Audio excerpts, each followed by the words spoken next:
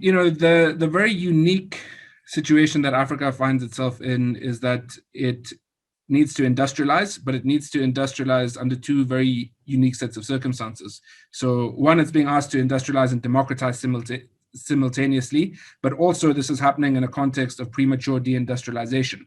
So what the African continent needs to do is to effectively create a path to industrialization that's never been done before. We can't follow the route that the Asian tigers did. We don't really have the comparative advantage in manufacturing, and China's kind of got that kind of sewn up already. So we need to think creatively and think quite differently. And for me, we need to think smart and strategically. And there's this concept that Shane Snow talks about in his book Smart Cuts, and I think we really need to hack the ladder to success and think about how we're going to do this. We've obviously got significant comparative advantage in terms of our labor force, our young population. Africa, is largely regarded as virgin territory in terms of investment, and this can potentially be a great economic stimulus and a catalyst which could unlock a virtuous cycle of growth, urbanization, provided our young people are healthy and are educated and economically productive.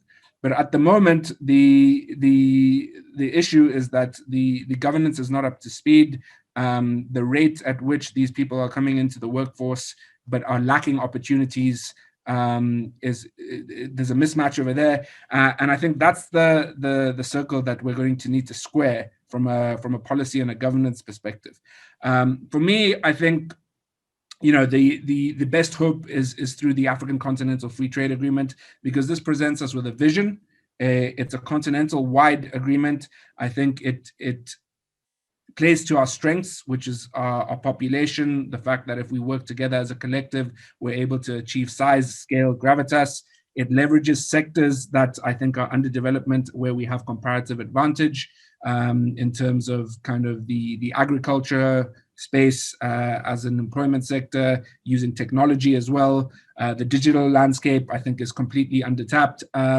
And I think, catalyzing regional trade as well. So it's not rocket science. I think what we need to do now is just really understand what our strengths are and leverage these, because otherwise, instead of being a big boon, it's the demographics are going to be a disaster, and we're going to have swathes of young people coming into the workforce who are not only unemployed but unemployable, which then leads to kind of seeking opportunities outside state structures and conventional employment opportunities. And this is where your Boko Harams, your Al-Shabaabs of this world start to emerge as viable alternatives. And that's a situation that would be untenable.